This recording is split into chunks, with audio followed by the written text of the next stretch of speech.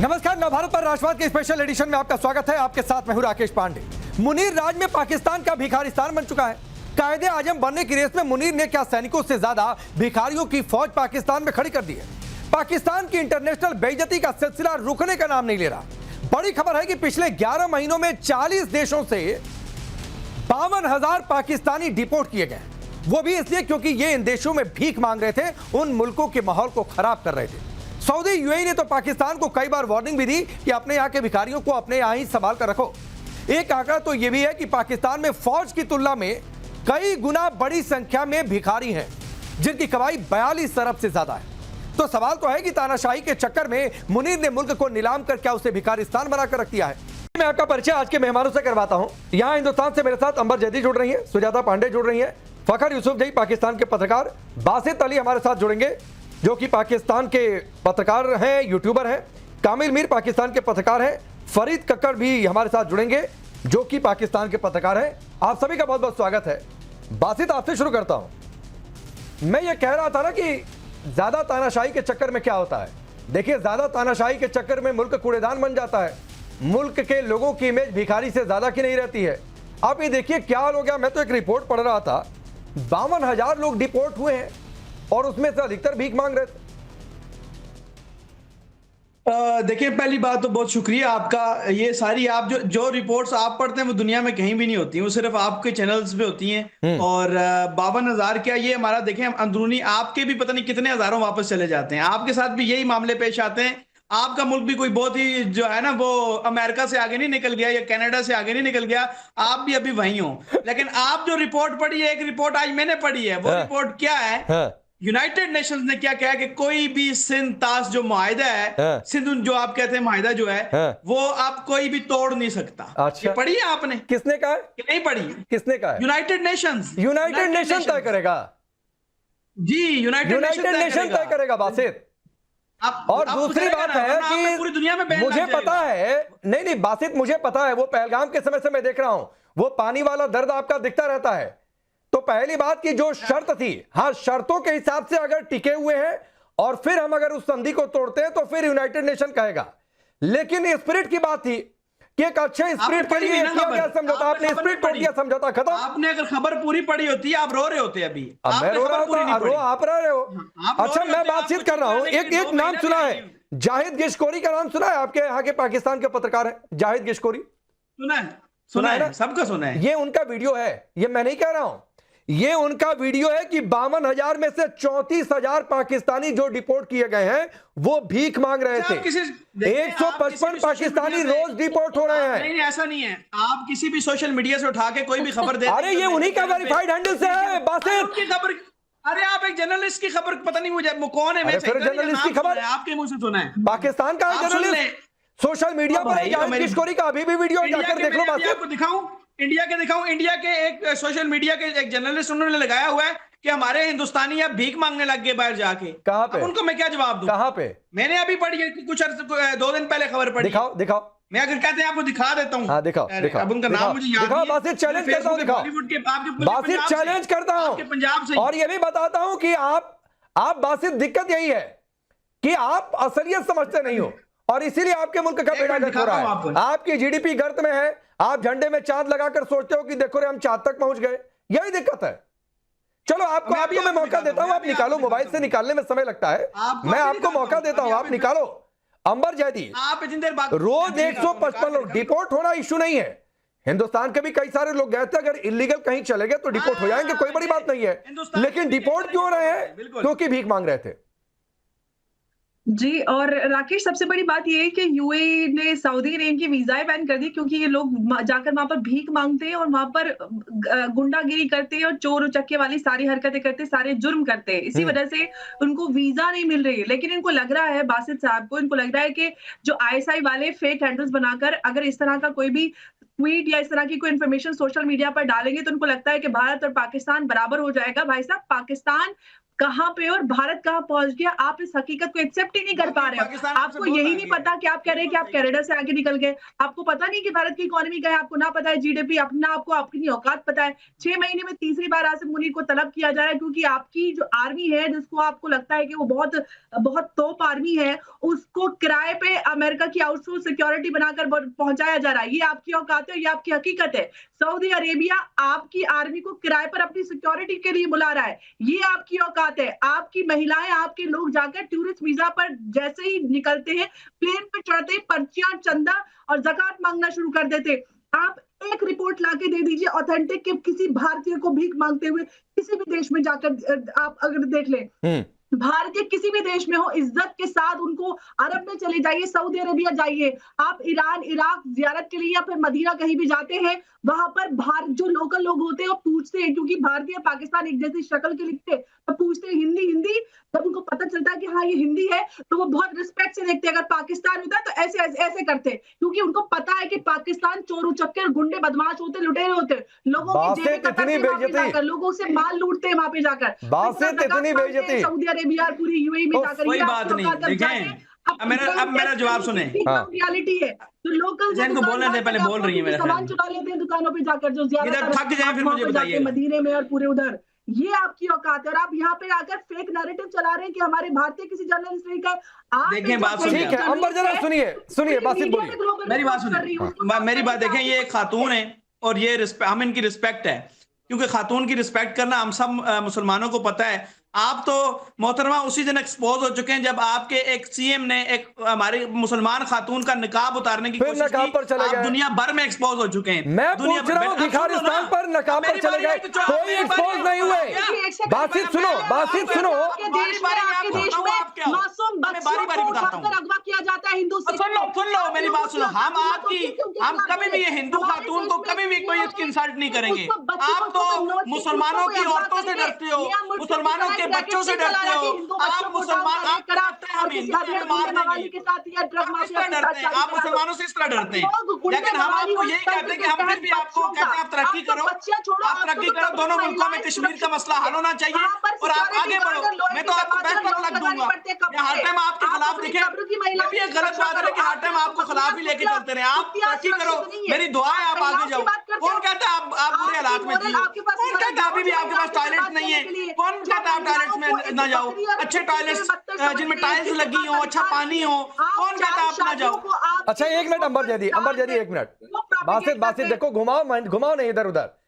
बुर्का हटाया गया, उसकी यहीं पर कई लोगों ने आलोचना कर दी, बावजूद इसके कि वो लोग मानते हैं कि बुर्का बैन होना चाहिए, उसके बावजूद यहीं से कई लोगों ने कहा कि ठीक है बुर्का बैन होना चाहिए, उसके बावजूद बुर्के को नहीं हटाना चाहिए था नीतीश कुमार को। यहीं पर कई लोगों ने कह दिया तो वो छोड़ दो, वो हम ये पाकिस्तान नहीं है भाई, यहाँ पर आतंकी पकड़े जाते हैं तो जड़ खोदकर मट्ठा डाल देते हैं। आओ भिखारिस्तान वाले पर आओ, 52,000 लोग डिपोर्ट हो गए। आओ कि मुल्क तानाशाही के चक्कर में बिगड़ रहा है। आओ कि गाजा पीस फोर्स भेजनी पड़ रही है, बिरादरी वाला मुल्क, ये ताना चला गया। आओ टॉपिक पर बासित। देखें जी, देखें मेरी बात सुने, आपकी जो आप बता रहे हैं ना हमारा 52 चले मान लिया हो गया, ओके, तो इससे क्या होगा? कोई बेइज्जती नहीं है। सुने, हमारे बॉस से ओवरसीज सुन ले ना, हमारे बॉस से ओवरसीज आपको पैसे नहीं, आप वो नहीं देखते। आप क्रिमिनल तो हर जगह हो सकता है, क्राइम करने वाले को मैं सपोर्ट करूंगा ही नहीं। क्राइम करने वाला कोई भी हो, मोहतरमा मेरी बात सुनो, क्राइम कोई भी करे, चाहे वो पाकिस्तानी हो, वो हिंदुस्तानी हो, हम उसको सपोर्ट नहीं करेंगे। चाहे वो भीख मांगे या जो भी करे, हिंदुस्तानी भी भीख मांगते हैं, अगर पाकिस्तानी में, दोनों गलत है, दोनों ही गलत है, इससे बेइज्जती नहीं होती एक क्राइम से। अच्छा ये बासित ये देखो आपके लिए निकाल लिया, आपने रिपोर्ट में नहीं देखा ना। बासित सुनो भाई, बासित ये देखो, एक मिनट अंबर होल्ड ऑन, ये बासित सुनो, दिखाता हूं आपके सामने, दिखाऊंगा, आपने एडिट नहीं करना। हाँ दिखा निकालो, तब तक समय ही दिया था, निकालो तब तक मैं कक्कड़ साहब के पास जाता हूं। कक्कड़ साहब जो रिपोर्ट है, और ये डॉन की रिपोर्ट है, और डॉन की रिपोर्ट यह है कि 2 करोड़ भिखारी पाकिस्तान में है, हर मुल्क में होते हैं, मैं भिखारी होने या ना होने पर सवाल नहीं उठा रहा हूं, मैं पहले बता दे रहा हूं। 42 अरब रुपए कमाते हैं, और अगर यह आंकड़ा सही है तो पाकिस्तान में सेना से ज्यादा भिखारी हैं। तो सर ये आपके मुल्क की इमेज बनी हुई है, इसको सुधारने की बजाय आप दुनिया भर में क्या कर रहे हैं? टेरर एक्सपोर्ट कर रहे हैं। अच्छा ये थैंक यू देखें, सो मच। हाँ आ जाऊंगा, एक बार कक्कड़ साहब से सवाल पूछा फिर दिखाना। हाँ जी, मेरी आवाज आ रही है आपको? आ रही है। अच्छा, मैं thank you so much for inviting me. मेरे ख्याल में यू शुड ग्रो अप। आप लोग ये किस तरह की, मतलब आप लोग कुछ भी बेच रहे हैं, और मुझे अफसोस है आपकी आवाम पे कि वो कुछ भी सुन रहे हैं। आई थॉट कि कोई इम्पोर्टेंट डिस्कशन होगी, कोई पॉलिसी के ऊपर हम बात करेंगे, कोई पाकिस्तान इंडिया इशू को हम पॉलिसी डायनामिक से देखेंगे, पॉलिसी पैराडाइम से देखेंगे। मैं पॉलिसी पर ही बात कर रहा हूं सर। आप ये देखिए, हिंदुस्तान पाकिस्तान के बीच हालात क्यों मुश्किल भरे हैं? क्योंकि आप टेरर एक्सपोर्ट करते हैं, क्योंकि आप कभी मुंबई कराते हैं, कभी पहलगाम कराते हैं, कभी दिल्ली कराते हैं, कभी अहमदाबाद करवाते हैं, इसलिए हालात मुश्किल भरे हैं। पूरी दुनिया में टेरर की घटनाएं कहीं होती हैं, उससे पाकिस्तान का कोई ना कोई लिंक जुड़ जाता है। अच्छा, लिंक जुड़ गया तो जुड़ गया, चलिए हो सकता है आपका कोई आतंकी बन गया, आप उसको पालते पोसते हैं। हाफिज सईद डेजिग्नेटेड टेररिस्ट को आपने दामाद बनाकर बिठाकर रखा हुआ है। मुल्क की हालत, ये बात क्यों छिड़ी?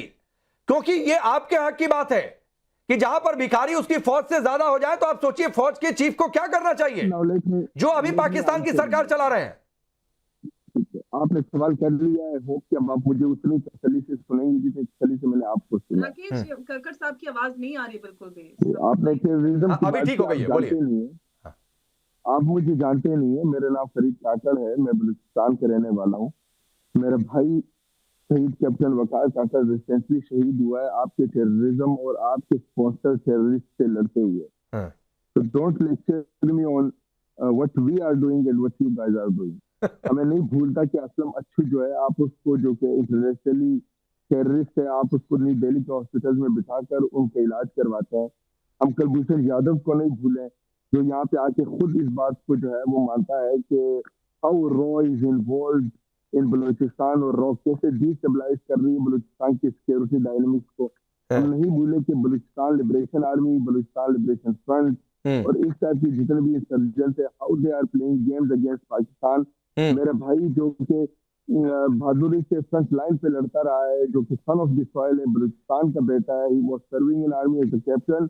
सुनिए काकड़ साहब, दिक्कत यही है कि इश्यू पर आप बात नहीं करना चाहते हैं। पहले आपने लंबा चौड़ा ज्ञान दे दिया। जिस कुलभूषण यादव का नाम ले रहे हैं, आपके टीवी चैनलों पर ही चला है कि मार मार कर जबरदस्ती कहा गया है कि उगलो। और आपको पता है कोर्ट में कुछ भी एडमिसिबल नहीं होता है। कोर्ट में कुछ भी एडमिसिबल नहीं होता है। वो हिंदुस्तान में भी अगर कोई अपराध हो गया और पुलिस ने बयान दे दिया, तो जब तक कोर्ट में बयान नहीं रिपीट होगा, वो नहीं एडमिसिबल होता है। फखर भाई, एक और आपके मुल्क की इमेज बनी हुई है, मुझे नहीं लगता है कहते हुए टेररिस्तान की। दुनिया में लिंक जुड़ जाते हैं। हाफिज सईद को किस तरीके से प्रोटेक्ट किया जा रहा है, मसूद अजहर को कैसे प्रोटेक्ट किया जा रहा है, भारत ने जितने डोजियर दिए उनको पाकिस्तान ने कैसे कूड़ेदान में डाल दिया, यह हमने देखा है। इसीलिए हम डोजियर अब देते नहीं हैं। लेकिन दूसरी ओर इमेज क्या है? कल मैं यह खबर सुना तो मुझे आपके लिए नहीं अच्छा लगा कि पिछले 6 महीने में 52,000 लोग डिपोर्ट किए गए। और एक पत्रकार का मैं नाम ले रहा था, आप शायद बेहतर तरीके से जानते भी होंगे। अभी इन्होंने कहा क्या नाम है, बासित ये कह रहे थे, वो ये कह रहे हैं कि 155 लोग रोज डिपोर्ट हो रहे हैं। अधिकतर इसलिए है क्योंकि भीख मांग रहे थे। सऊदी, कतर सबसे ज्यादा वहां से डिपोर्ट हो रहे हैं। मैंने तो नहीं कहा, मैंने आपने तो नहीं कहा, नहीं झूठ, मैंने नहीं कहा। अच्छा, जहां तक इस इशू का मामला है, ये नेशनल असेंबली की जो कमेटी होती है, आगा रफीउल्ला हमारे कराची पाकिस्तान पीपल्स पार्टी के, वो इस कमेटी के चेयरमैन हैं और मेरे बड़े अच्छे दोस्त भी हैं। तो उन्होंने इस कमेटी में, क्योंकि लोग सिर्फ डिपोर्ट का इशू नहीं है, ऑफलोड भी बहुत ज्यादा लोग में, टोटल नंबर है 66,000, ठीक है। फिर उसमें से जो मतलब लोग हैं 24,000 डिपोर्ट हुए हैं फ्रॉम सऊदी अरेबिया। अजरबैजान से भी 2500 लोग डिपोर्ट हुए हैं, जो मेरे लिए बड़ा हैरान कौन है। सऊदी अरेबिया और यूएई तो हम देख रहे थे, लेकिन अजरबैजान तक ये नेटवर्क फैला हुआ है, ये जो बिगर्स का है। मसला आया, ये इशू क्यों बहुत ज्यादा हाईलाइट हुआ कि लोग जा रहे थे कराची और लाहौर एयरपोर्ट पे, सबसे ज्यादा लोग ऑफलोड हुए हैं पिछले तकरीबन 1.5-2 महीनों में। बढ़ते बढ़ते बात, क्योंकि सोशल मीडिया पे भी लोग करते थे कि यार मेरे पास वीजा भी था, मेरे पास बाकी चीजें भी, डॉक्यूमेंट्स भी थे, लेकिन मुझे ऑफलोड किया गया।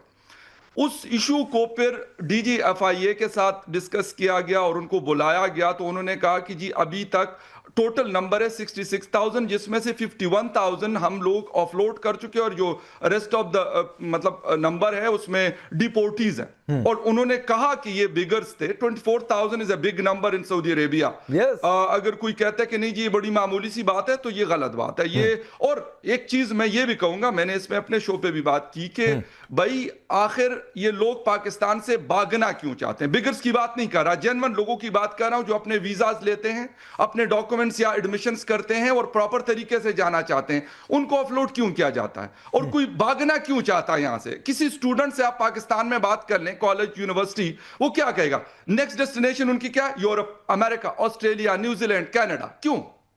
ये नहीं कि पहले लोग नहीं जाते थे, लेकिन अब एक अनसर्टेनिटी इतनी बड़ी है कि लोग कहते हैं कि यार यहां पे तो कुछ भी नहीं होगा।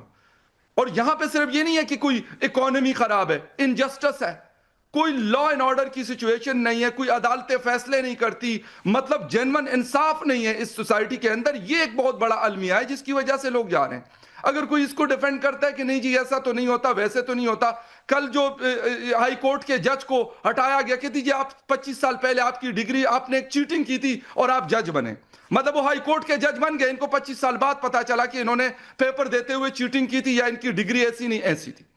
मामला तो यह है कि इधर पाकिस्तान में अनफॉर्चुनेटली इस वक्त क्योंकि कोई हुकूमत तो नहीं है, हुकूमत इसलिए नहीं है कि सारा पावर या सारी ताकत जो है वो रावलपिंडी से कंट्रोल पहले भी होता था, लेकिन पहले शायद थोड़ा सा साइड पे करके कुछ इनके पास होता था, कुछ उनके पास होता था। अब सारे का सारा उनके पास है। फ्रंट पे जो है वो शहबाज शरीफ या फिर उनकी कैबिनेट के लोग सामने बैठे हुए हैं और कहते हैं जी मैं मिनिस्टर हूं, जी मैं एडवाइजर हूं, मैं इंफॉर्मेशन मिनिस्टर हूं, जिनकी कोई औकात नहीं है, किन करे उनको कोई सुनता भी नहीं है। सेक्शन ऑफिसर जैसे इख्तियार उनके पास नहीं है, पूरा दिन उनके पास इसके अलावा ओ जी पाकिस्तान बस टेक ऑफ करने वाला, पाकिस्तान की इकोनॉमी ये हो गई।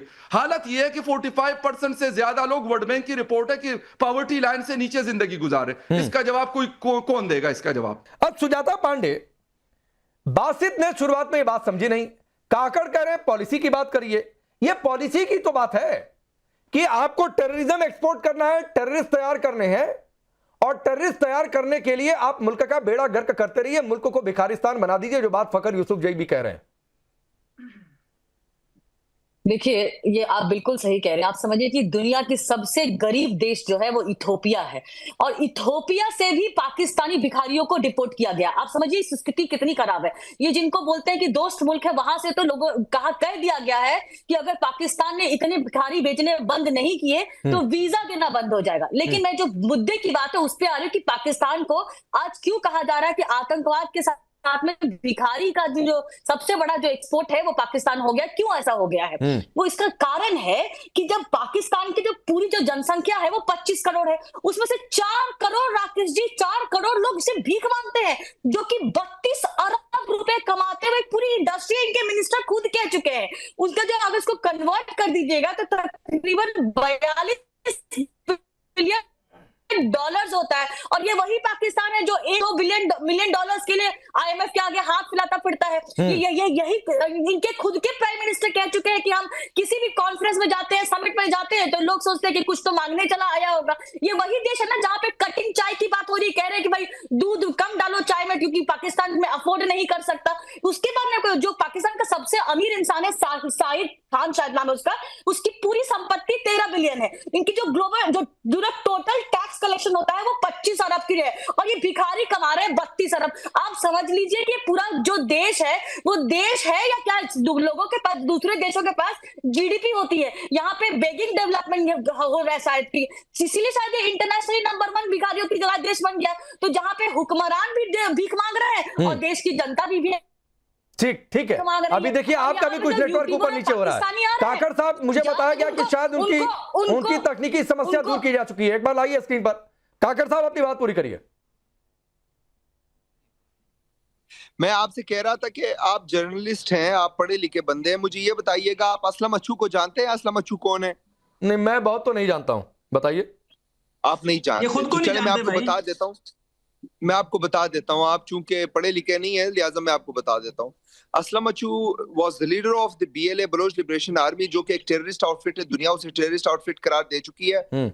आप अपने हॉस्पिटल्स में अपने घर की रिश्तेदारी निभा रहे थे, उनका इलाज करवा रहे थे, ठीक है? अच्छा। आप बीएलए के जरिए बलूचिस्तान को डिस्टेबलाइज कर रहे हैं। आप बलूचिस्तान में बीएलएफ बीएलए जितने इंसर्जेंट्स हैं इनको अपना रिश्ता दे के इनके जरिए बलूचिस्तान में हालात खराब करवा रहे हैं, और इधर आके आप हमें लेक्चर देते हैं कि पाकिस्तान टेररिस्ट है, पाकिस्तान टेररिज्म बेच अभी रहा है। तो मैं असलम अच्छू पर भी आ जाऊंगा, मैंने जानकारी मंगा ली है, आ रही होगी जानकारी। लेकिन सुनिए ना, मतलब एक कहावत है हमारे यहाँ, काकर साहब, एक कहावत है, पता है क्या? सूप हंसे तो हंसे, चलनी भी हंसेगी जिसमें 72 छेद है। मतलब जहां पर ओसामा बिन लादेन मारा जाए, जहां पर Hafiz Saeed UN designated terrorist को कैंटोनमेंट एरिया में छिपा कर रखा जाए, मसूद अजहर जिसे भारत ने छोड़ा था कंधार हाईजैक के बाद, वो उस मसूद अजहर को पाल के रखा जाए, जिसके लश्कर के कमांडर ये कहते फिरे कि हम मुनीर के साथ अफगानिस्तान से लड़ेंगे और दिल्ली को दुल्हन बनाएंगे, वो सीख देगा कम से कम। और जिस मुल्क के वजीर आजम काकर साहब, ये तारीखी बात है, आप इनकार कर दीजिए कि जब इमरान खान वजीर आजम थे तो उन्होंने कहा कि नहीं कि हमने अमेरिका के कहने पर आतंकियों को ट्रेंड किया। तालिबान को किसने खड़ा किया? कौन था उसका खाना पीना नाश्ता देने वाला? आपने अपने घर का रिश्ता दिया था असलम अच्छू को। नहीं, मैं तो आ रहा हूं उस पर, मैं हवा में बातें नहीं करता हूं। आपने जो जानकारी दी वो फोटोशॉप जानकारी है कि क्या है, मैं उस पर भी अपनी जानकारी ली और भागते नहीं है। और एक बात और आपको बताता हूं, यहां पर जितने आतंकी पकड़े जाते हैं उनको उनकी जन्नत याद दिला दी जाती है।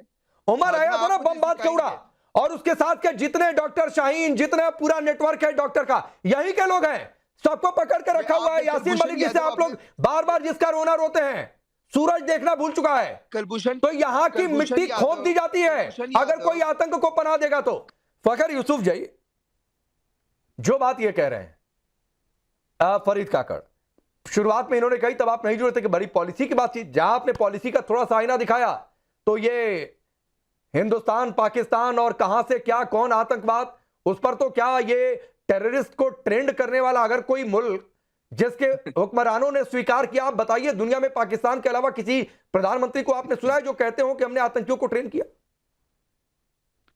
देखिए राकेश जी, बहुत सारी गलतियां रही, पाकिस्तान से भी हुई, दुनिया के बहुत सारी कंट्रीज से हुई। मैं आपको ये बिल्कुल क्लियर कर दूं, 79 से ये सिलसिला शुरू हुआ था। 1979 अफगान जिहाद के नाम पे जब फसाद हो रहा था, उससे ये सिलसिला स्टार्ट हुआ है और अभी 2025 तक चल रहा है। ऑलमोस्ट कोई 45-50 ईयर्स इसको हो गए हैं। गलतियां पाकिस्तान ने भी की, गलतियां बाकी दुनिया के बहुत सारे कंट्रीज ने भी की। इस हवाले से बिल्कुल जनरल मुशर्रफ ने भी ये बात की थी और भी बहुत सारे लोगों ने इस तरह की बातें की है। लेकिन उसके बाद एक चीज़ आई, FATF। आपको याद होगा आज से 2-3 साल पहले, वैसे तो 15 में पाकिस्तान पहली दफा FATF के ग्रे लिस्ट में गया, उसके बाद चीजें बड़ी टाइटन की गई। आपने मसूद अजहर और दूसरे जो हाफिज सईद वगैरह का नाम लिया, तो बेशक पाकिस्तान कुछ भी करता रहा हो, लेकिन उनको करना पड़ा, पाकिस्तान को उनको मतलब अदालत में पेश भी करना पड़ा और सजाएं भी देनी पड़ी। ठीक है, मैं उस चीज को उस तरीके से कभी भी नहीं लूंगा कि भाई एक आम पाकिस्तानी को जैसे सजा होती है और उसको सजा होती है, लेकिन एक प्रेशर पाकिस्तान के ऊपर जरूर आया, ये चीज हुई। अभी अगर हम गुज़िश्ता 5-7 सालों की बात करें तो मेरे ख्याल में चीजें काफी सारी चेंज हुई हैं। आपका इंडिया का मसला ये होता था जी कश्मीर में हम इंटरफेरेंस करते हैं, यही होता था ना, इसके अलावा तो कोई और वैसी बड़ी चीज नहीं थी कि पाकिस्तान ये करता है। लेकिन उसके बाद कश्मीर के अंदर कोई ऐसी चीज, इंसिडेंट ऐसा नहीं हुआ। पहलगाम हुआ, पहलगाम के ऊपर आप लोगों ने कहा जी हम इसका बदला लेंगे, फिर आप लोगों ने 6 मई को हमला कर दिया, तो एक बड़ी जंग हो गई। जब आप बदले और इस चीज पे आ जाते हैं तो फिर तो उसके नहीं फखर भाई, और भी चीजें हुई हैं। मुंबई अटैक हमने सबूत दिए, क्या हुआ उन तमाम डोजियर्स का? बिल्कुल हुआ। दिल्ली अटैक, दिल्ली अटैक क्या हुआ उनके डोजियर का? हमने तो पाकिस्तान की एक टीम को बुला भी लिया कि आओ भाई इन्वेस्टिगेट करके जाओ, और जबकि उस समय की सरकार की बड़ी आलोचना हुई कि कैसे पाकिस्तान को इन्वेस्टिगेशन में शामिल कर सकते हैं, लेकिन किया क्या पाकिस्तान ने फखर भाई? देखिए मैं आपको यही बात बता रहा हूं कि बात सारी ये है कि अगर हम इस तरीके से करेंगे कि सिर्फ जंगों के जरिए हम कहेंगे कि इसका फैसला करेंगे, तो 6 मई से 10 मई तक जंग रही तो क्या फैसला हुआ? सही फैसले नहीं होते जंगों से। पाकिस्तान अफगानिस्तान के दरमियान इतने मामला बिगड़े हुए हैं, मैं यही बात कर रहा हूं कि भाई नहीं सही होंगे। सही तब होंगे जब पाकिस्तान जो है, पाकिस्तान क्या करेगा? पाकिस्तान जब बातचीत करेगा, चीजों को टेबल के ऊपर लेके आएगा, तो तब मामला सेट होंगे। नहीं बिल्कुल फखर भाई, मैं आपकी बात से 100% सहमत हूं। मैं भी यहां से भी हम जंग नहीं चाहते हैं, लेकिन दिक्कत यह है कि जब घर में आतंकी भेजे जाएंगे तो मारना तो पड़ेगा ही, गोली का जवाब गोले से ही देना पड़ेगा। काकड़ साहब चले गए, पता नहीं उनको जोड़िएगा, मैं बासित आ रहा हूं काकड़ साहब की बात का कहते हो, चूंकि असलम अच्छू बहुत बार नाम ले लिया, तो यह सिर्फ पाकिस्तानी मीडिया का प्रोपेगेंडा है, कोई इंडिपेंडेंट, मैं ये भी नहीं कह रहा हूं हिंदुस्तान की रिपोर्ट लीजिए, ना तो बीबीसी ना तो रेउटर्स, इन दोनों की कोई खबर असलम अच्छू को लेकर नहीं है कि हिंदुस्तान में उसका इलाज हुआ। पहली बातचीत। दूसरी बातचीत यह है कि यह भी जानकारी मुझे मिली कि 25 दिसंबर 2018 को कंधार में ही सुसाइड अटैक में इस असलम अच्छू की मौत हो गई। तो यह तय कर लीजिए कि किसकी खबर सही है, किसकी खबर गलत है। लेकिन बातचीत फिर मैं घुमाकर वहीं आता हूं, जो फकर यूसुफजई ने आईना दिखाया, 42 अरब की कमाई भिखारियों की, संख्या पाकिस्तानी फौज से ज्यादा। आप भले कहें कि कौन सी बड़ी बात है, लेकिन एक नेशनल के तौर पर इसलिए कोई डिपोर्ट किया जाए कि भीख मांगकर उस मुल्क को खराब कर रहा था, यह बताता है कि रावलपिंडी में लोगों के लिए काम नहीं हो रहा है, सिर्फ अपनी जेबें, जनरलों की जेबें भरी जा रही हैं। मैं जवाब देता हूं, 5 मिनट मुझे सुने, जो आपने कहा था तफसील लेके आओ, पहले तो मैं उसका जवाब देता हूं। देखिए मैं एक रिपोर्ट पढ़ रहा हूं, ठीक है, आपने सुननी है रिपोर्ट, फिर मैं बताऊंगा। नहीं, रिपोर्ट पहले कोट करो, किसकी रिपोर्ट है, कहां की है, फिर बढ़ाओ। भाई CNN की रिपोर्ट है, सर्च करें, आप अपने मोबाइल खोलें। हाँ, लिंक भेजो, खोलें मोबाइल। हाँ बोलिए। पहले मैं लिंक भेजता हूं, सुन ले पहले। हाँ अच्छा जी, ये most estimates place the number रफली बिटवीन 20,000 to 50,000 वर्ल्ड वाइड आपके भिखारी हैं इंडिया के। अरे रिपोर्ट भेजो ना भाई, मैं बोलने से कैसे मानूं? एक मिनट मुझे पढ़ने तो दें, टाइम जाया करेंगे भाई ने। मैं व्हाट्सएप है मेरे पास आपका, सुन लें। Indian beggars have been reportedly mainly in Gulf countries, जिसमें UAE, Saudi Arabia, Qatar, Kuwait, South East Asia, Malaysia, Thailand, जिसमें Singapore, Europe, UK, Italy, France, South Asia, जिसमें नेपाल से भी आप भीख मांगते हो। आपके भिखारी नेपाल में भी हैं, बांग्लादेश में भी हैं। रिपोर्ट भेजो बासित, रिपोर्ट भेजो बासित, गेस्ट टीम को ही भेज दो। 2 मिनट नहीं बोलना, बाद में बोलते रहो। अंबर जैदी क्या हो गया? बासित को टोपी हटाओ, बासित थोड़ा सा दिमाग काम करेगा तब। वीजा होल्डर्स इनके some cases involve organized begging mafias or human trafficking. Not all are permanently settled. Many move back and forth. Government usually पढ़ के सुना देती हूँ वैसे कार्ड 100 नंबर आप दूसरे की जर्नलिज्म पे सबके वीडियो पर सवाल उठा रहे हो, अनपढ़ गाइडो। पहले आप सोर्स कोड कीजिए, कौन से मीडिया की, कौन से प्लेटफॉर्म की रिपोर्ट है। आप आज तक एक रिपोर्ट नहीं है कि भारत का कोई भी आदमी भी आग लगी वो आग तो बासित आपको लगी है, सुजाता पांडे आग किसको लगी है? देखिए मैं तो ये सोच रही हूँ कि ये जो सूची दिखा रहे थे, इसमें शहबाज शरीफ का नाम क्यों नहीं है? क्योंकि सबसे बड़े भिखारी तो अभी इंटरनेशनल भिखारी तो वही है, और वो कह भी चुके हो कि मुझे तो सब जगह भिखारी के नाम से जाना जाने लगा है। दूसरी बात ये है, मैं जो यहाँ पत्रकार बैठे हैं पाकिस्तान के, मैं उनको सचमुच मैं तहे दिल से शुक्रिया करती हूँ, क्योंकि पत्रकारिता ऐसी ही होनी चाहिए। जब देश में संकट हो, जब देश में आर्मी सबको रूल करने लगे, एक प्रधानमंत्री, चुना हुआ प्रधानमंत्री को जेल में डाल दिया जाए, उसकी 70 साल की बहनों को आतंकवाद की धाराएं लगा दी जाए, जब डिसेंट को किल कर दिया जाए, तो आवाजें उठनी चाहिए, आवाम की आवाजें उठनी चाहिए। ये यूट्यूबर की तरह नहीं जो फेक न्यूज फैला के यहाँ पे बैठा हुआ है, जो मैं इनको सलाम करती हूँ कि आप पाकिस्तान के आवाम की आवाज बन रहे हैं। और इसी तरह उठाइए, पूछिए मुनीर से कि इतने भिखारी आखिर बासित एक तो मैं बार बार कहता हूँ कि थोड़ा महिलाओं से बात तमीज से करो। काकड़ भाई भी अपनी बात बोल रहे हैं, लेकिन कुछ तमीज के साथ रख रहे हैं, डिसेंसी कुछ तो मेंटेन कर रहे हैं। काकड़ भाई आप बीच में जुड़े, असलम अच्छू की पूरी जानकारी आई थी, शो देख लीजिएगा, और वो पूरी जानकारी मैंने रख दी थी। अब समय इतना ही है, बाइंड अप करना पड़ेगा। अगली बार आइंदा नेटवर्क थोड़ा बढ़िया, कहीं वाईफाई बढ़िया देखकर जुड़ा करिए, नहीं तो फकर भाई के पास चले जाया करिए, उनके यहाँ माशाल्लाह नेटवर्क बहुत अच्छा चलता रहता है। लेकिन एक बात कहते हुए बासित एक होमवर्क दे रहा हूं, और नहीं तो फकर भाई इनको अगर कहीं मिल जाए तो सुनवा दीजिएगा, कैसे शहबाज शरीफ और मुनीर ने भी 1-2 मौकों पर कहा है कि हमारी इमेज बन गई है मांगने वाली, और पाकिस्तान को इस इमेज से बाहर निकालना है। बासित ऐसे लिंक यूट्यूब पर खोजना मिल जाएंगे। तो आपके वजीर आजम मानते हैं कि टेररिस्तान है, आपके वजीर आजम ये मानते हैं कि पाकिस्तान की इमेज क्या है। थोड़ा सा सोचो मुल्क के बारे में। आप सबका बहुत बहुत शुक्रिया।